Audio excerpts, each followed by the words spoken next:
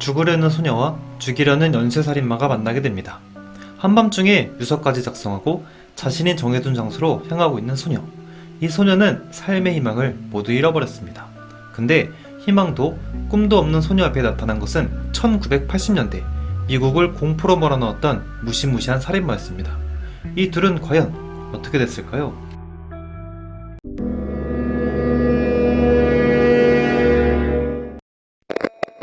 도넛 가게에서 아르바이트를 하던 소녀가 있습니다. 이름은 리사 맥베이, 17살의 소녀였죠. 이 소녀는 언제나 우울하고 불안 속에서 살았었다고 합니다.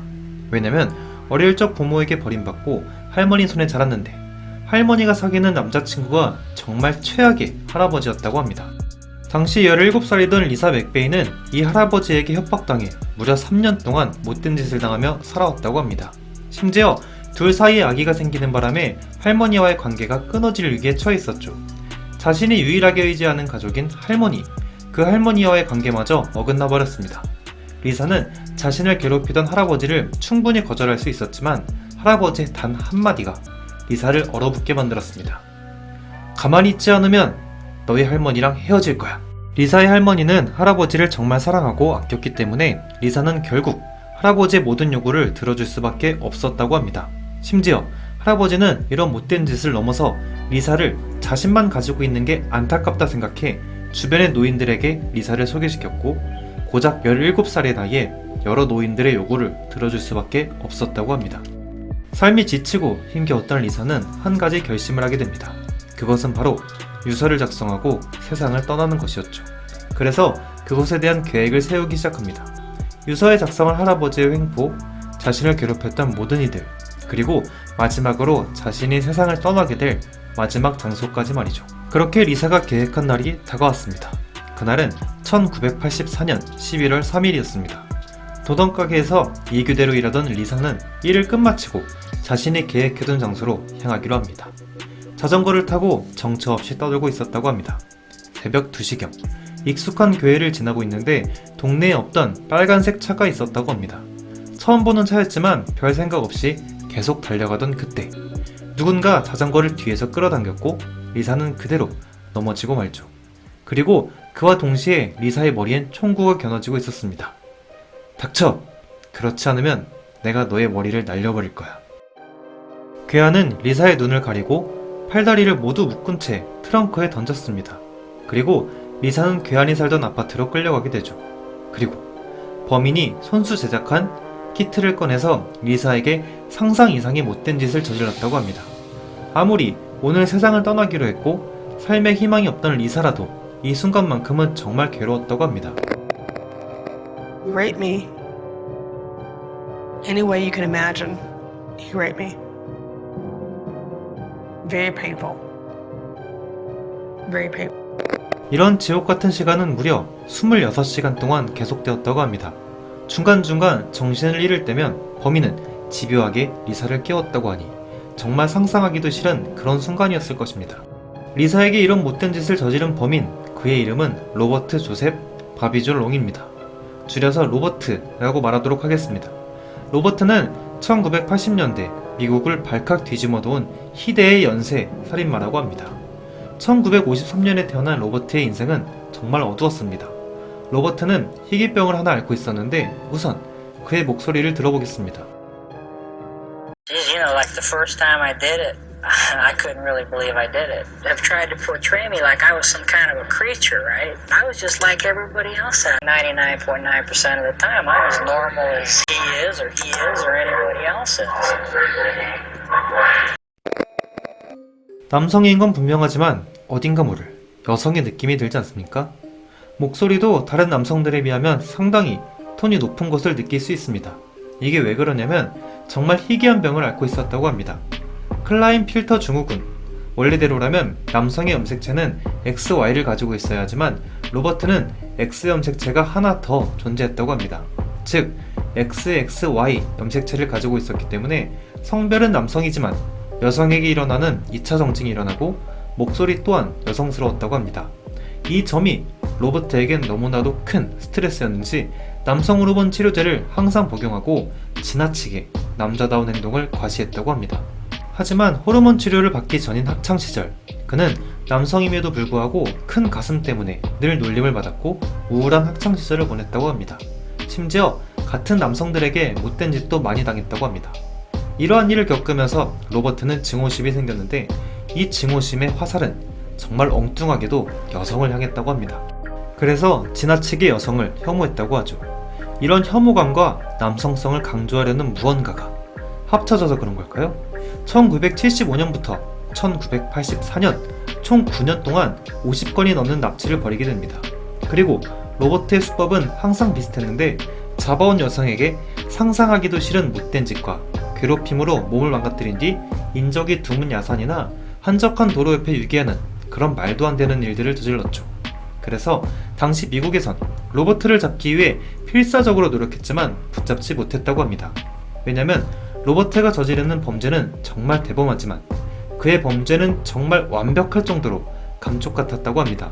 즉, 증거를 찾아볼 수가 없었죠. 만약 로버트가 리사를 납치하지 않았다면 그의 범죄는 지금까지도 미해결 사건으로 남았을지도 모릅니다. 다시 리사가 로버트에게 잡혀간 이야기로 돌아와 보겠습니다. 1984년 11월 3일, 며칠 전부터 점찍 얻은 피해자인 리사를 결국 자신의 아파트로 데려온 로버트. 그는 리사에게 한 가지 제안을 하게 됩니다. 나를 만족시키면 편하게 보내줄게 하고 말이죠. 그러면서 지금까지 자신이 저지른 모든 범죄를 이야기하면서 리사를 두려움에 떨게 만들었습니다. 하지만 리사는 끌려가는 그 순간까지도 정신을 똑바로 차리고 있었다고 합니다. 삶에 희망이 없었기 때문일까요? 리사 본인도 정확한 이유는 알 수 없지만 이상할 만큼 차분했었다고 합니다. 물론 겁이 나긴 하지만 차 트렁크에 던져진 순간 차량이 어느 방향으로 움직이는지 항상 집중하고 있었습니다. 그와 동시에 로버트가 살고 있는 아파트 입구에서부터 로버트의 집까지 걸음걸이도 세면서 걸었죠. 그렇게 끌려간 집에선 정신을 잃기도 하고 고통스러운 26시간을 버텨냈습니다. 하지만 범인인 로버트 또한 자신이 잡아온 다른 여성들과는 조금 다르다는 것을 눈치챘다고 합니다. 그래서 로버트는 오히려 더욱 심한 못된 짓을 했지만 리사는 최대한 반응하지 않았다고 합니다. 그렇게 오히려 로버트가 지쳤고 그 순간을 리사는 놓치지 않았습니다. 26시간이 지나고 모든 욕구가 사라진 로버트에게 리사는 이러한 말을 했다고 합니다. 저희 아버지는 많이 아프세요. 그리고 제가 유일한 간병인입니다. 우리 가족을 위해 풀어주세요. 신고하지 않을게요. 저도 좋았어요. 하고 말이죠. 마침내 하루가 넘는 괴롭힘 끝에 로버트는 리사를 어디론가 데려가더니 차에 다시 던졌다고 합니다. 눈을 가리고 팔다리가 묶인 채 말이죠. 리사는 이때 이런 생각을 했다고 합니다. 아, 이제 끝이구나. 마지막일 걸 예상한 리사는 로버트에게 집요하게 질문을 했죠. 어디로 가는 건가요? 이제는 정말 끝인 건가요? 하고 말이죠. 하지만 로버트는 아무 대답도 하지 않았습니다. 리사는 온몸의 상처로 인해 정신을 잃기 직전인 순간이었죠. 1984년 11월 4일, 사람들이 모두 잠에 들어 있을 새벽 4시였습니다. 로버트는 갑자기 도로 한가운데에 있는 주유소에 리사를 내려주었다고 합니다. 이때까지도 리사는 안대를 차고 있었기 때문에 두려움에 떨고 있었죠. 도로 한가운데 서 있는 리사. 로버트의 차가 멀어지는 소리가 들렸음에도 리사는 한 발자국도 움직일 수 없었다고 합니다. 온 힘을 다해 달릴까? 아니야, 그랬다가 붙잡히기라도 하면. 아니야, 달려보자. 수많은 고민을 하던 리사는 용기를 내어 안대를 벗었고 주변에 아무것도 없는 것을 확인하자 냅다 집으로 뛰어갔다고 합니다. 할머니의 도움을 받아 경찰에 신고하기 위해서였죠. 결국 집에 도착한 리사는 할머니에게 자신이 당한 일을 털어놓았다고 합니다. 함께 경찰서로 가서 자신의 증언을 토대로 범인을 잡기 위해서였죠. 하지만 할머니와 그의 남자친구이던 할아버지는 리사의 말을 믿지 않았습니다. 오히려 할아버지는 하루 동안 집에 돌아오지 않은 리사를 폭행하고 또다시 못된 짓을 저질렀다고 합니다. 온몸이 상처투성이에 당장이라도 쓰러질 것 같은 리사를 향해 말이죠. 리사는 결국 하루가 더 지나서야 경찰서로 향하게 됩니다. 할머니의 도움 없이 말이죠. 그렇게 경찰에 신고를 접수하고 경찰의 요구에 의해 할머니가 경찰서로 도착하게 되었죠. 근데 자신의 범행이 들통날까 두려웠던 할아버지, 그리고 그런 할아버지를 감싸고 싶었던 할머니는 오히려 리사를 거짓말쟁이로 몰아세웠다고 합니다. 정말 안타깝게도 그런 할머니와 할아버지의 증언 때문에 경찰 또한 리사를 믿지 않았다고 합니다. 그저 불량한 청소년 혹은 자신의 몸을 아끼지 않는 그런 소녀로 본 것이죠. 결국 리사는 경찰의 도움을 받지 못했고 집에서도 쫓겨났다고 합니다. 그렇게 가출 청소년 센터에 들어가게 된 리사. 세상 모두가 리사를 외면하고 있었습니다. 하지만 단 한 명, 로버트를 쫓고 있던 탐정인 핑커턴은 당시 자료를 수집하기 위해 경찰서에 갔다가 억울함을 호소하는 리사를 그냥 지나치지 않았습니다. 핑커턴은 리사가 있는 센터로 방문했고 자신이 쫓고 있는 연쇄살인범이 있다고 얘기합니다.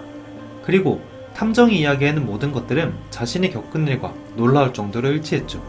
그 순간부터 핑커턴과 리사의 시너지는 빛을 발하게 됩니다. 수많은 용의자 사진을 리사에게 보여주며 둘은 범인 찾기에 몰두하게 됩니다. 그로부터 몇 시간 뒤, 이 사람이에요! 리사는 한 사진을 가리켰고 그 사진 속엔 로버트가 있었습니다. 이제 단 하나, 리사가 로버트에게 못된 짓을 당했다는 증거만 있으면 됩니다.